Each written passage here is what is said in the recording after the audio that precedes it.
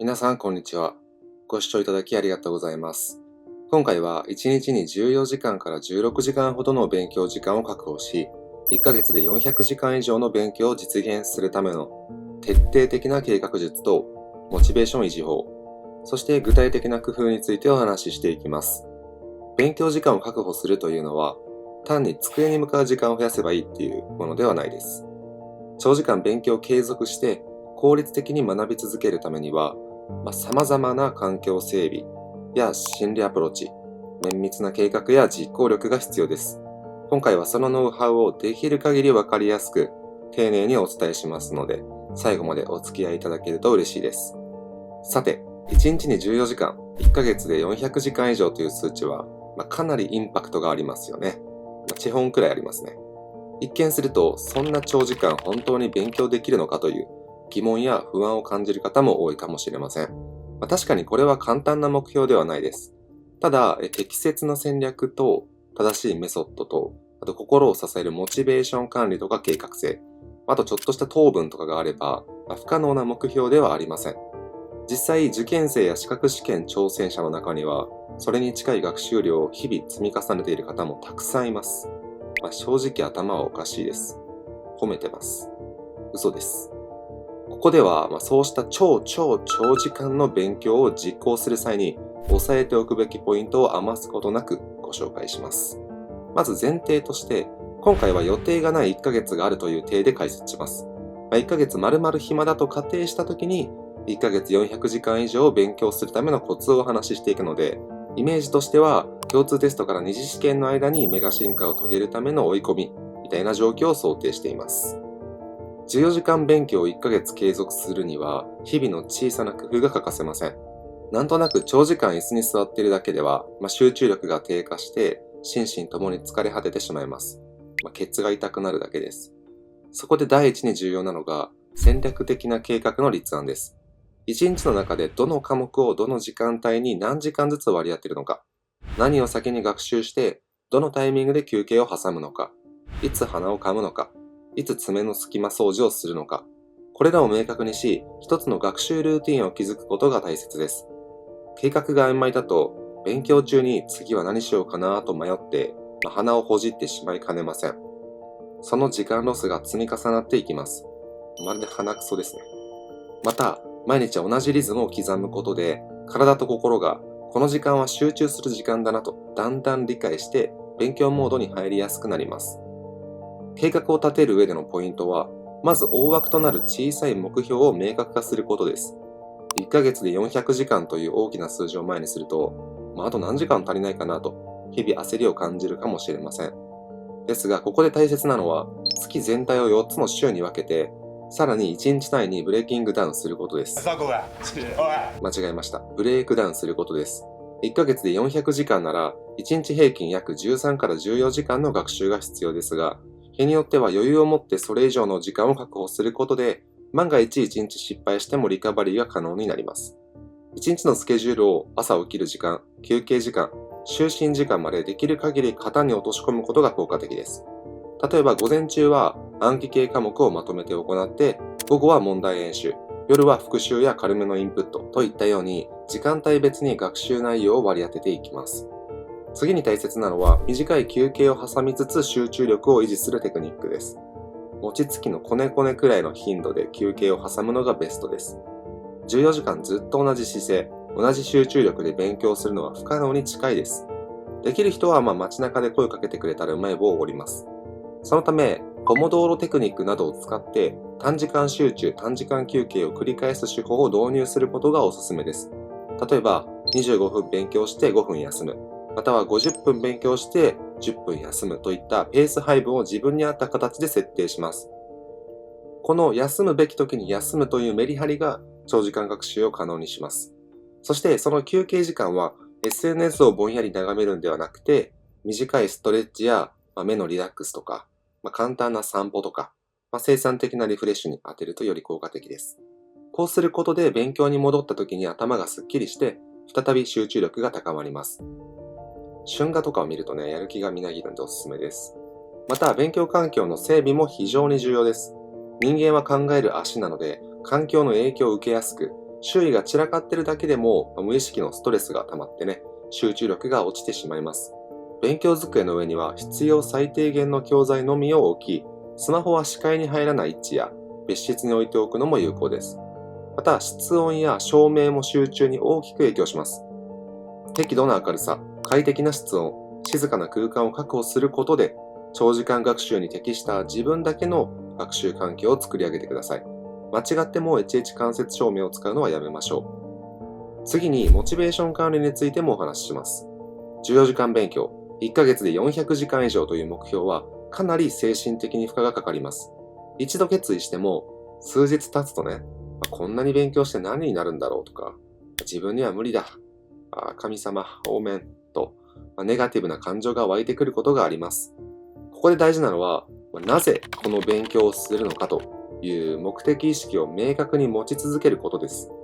合格したい大学や資格試験、成し遂げたいキャリアアップとか、身につけたいスキルとか、付き合いたいアナウンサーがいるはずです。その似顔絵を紙に書いて机の前に貼る。スマートフォンのロック画面に目標となるアナウンサーの写真を設定するなど、常に目標を視界に入れる工夫が有効になります。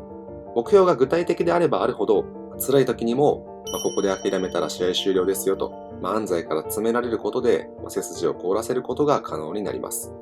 また、モチベーション維持には、達成感をこまめに感じる仕組み作りも欠かせません。1日14時間といっても、最初からフルパワーで取り組むと疲れちゃいます。そこで最初は1日5時間、4時間、8時間、12時間と、1回下がりつつ増やしていくヨッシー形式も考えられます。あるいは1日の終わりに、今日は12時間のうち8時間勉強できた。あと4時間足りないけど、これも人類の偉大な一歩だよなというように、アームストロングマインドで、昨日との成長度合いで自分を褒めてあげるのも大切です。ニール君はね、元祖自己啓発書と一般に言われていません。ともかく小さな成功体験を積み重ねることで、はい、私はできるという心の中のバラクが顔を出し、自己肯定感が高まることでモチベーションが維持しやすくなります。体と健康管理についても触れておきます。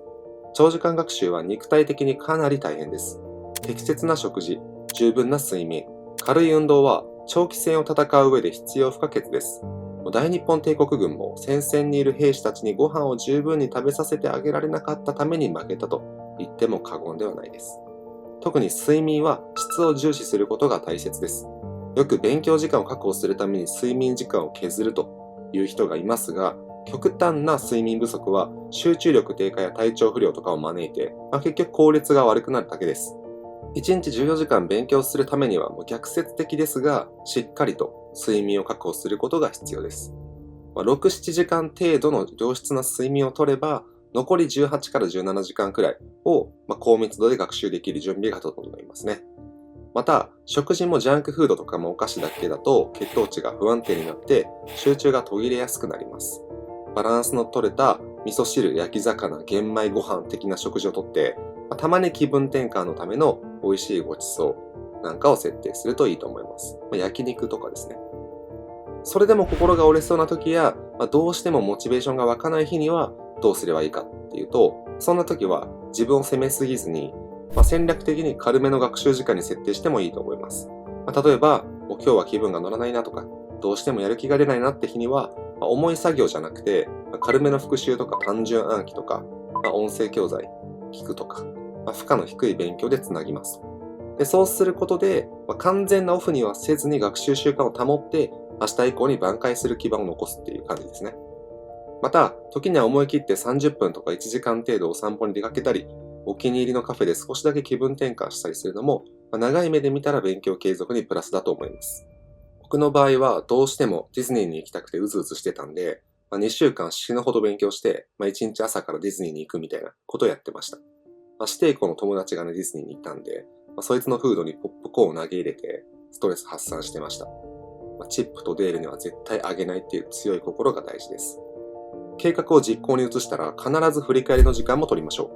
う。1日の終わりには今日の14時間の内訳を振り返って、どの科目に何時間を使ってどんな成果があったかとか、どこで集中が途切れたかとかをメモしておくのがおすすめです。これによって自分がどんな時に集中力が落ちるのかとか、どの時間帯が最も効率的なのかとか、どの科目が予定通り進んでないかとか客観的なデータが得られます。その情報をもとに明日の学習計画を微調整して常に最適化を図ることができます。つまり長時間学習はトライアンドエラーのサイクルを意識することで効率を高め続けることが可能なわけですね。さらには一緒に頑張る仲間を見つけるのも有効っちゃ有効です。